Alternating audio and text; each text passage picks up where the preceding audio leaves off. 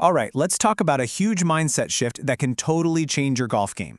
Actually, it can change how you get better at pretty much anything. It's all about mastering that little voice in your head. You know, the one that's right there with you for every single shot.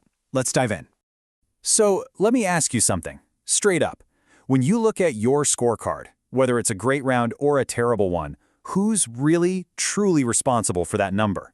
Is it your coach, the weather, your new driver, or is it someone a lot closer to home? You know, for most of us, the path to getting better seems pretty obvious. We go looking for the perfect coach, that one magic tip, that secret sauce from someone else that's going to fix everything. That's the conventional wisdom, right? The idea that the real key to improvement is, well, it's external. But what if that's not the whole story?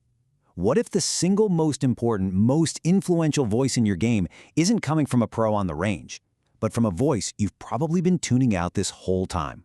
And there it is. This is the fundamental truth that honestly every great coach eventually figures out. The most powerful, most influential coach you will ever have is you. It's a really simple idea, but it's also incredibly profound. Now, this isn't about firing your swing coach, it's about promoting yourself to head coach.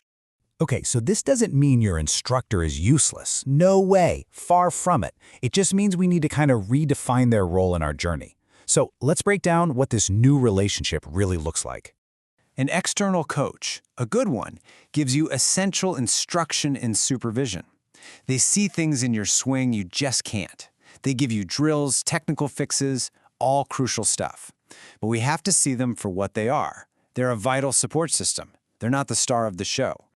Think of it like this. Your external coach, they're with you for maybe an hour a week, tops. They provide support and supervision. But you, the player, you are the constant. You are there for every single thought, every practice swing, every clutch putt under pressure. On the course, you're the one making every single decision. Seriously, let that sink in. Your coach isn't standing over that tricky lie in the deep rough with you. They're not the one facing that 4-foot putt to save par. You are. Your inner voice, that self-talk, that is the only constant presence from the first tee all the way to the 18th green. So, if you accept this idea that you're the head coach, what does that actually mean? What does it look like day to day? Well, it means shifting your entire mindset from just passively taking lessons to actively owning your improvement. And this is where the magic happens. Real, lasting progress isn't made in that 1-hour lesson.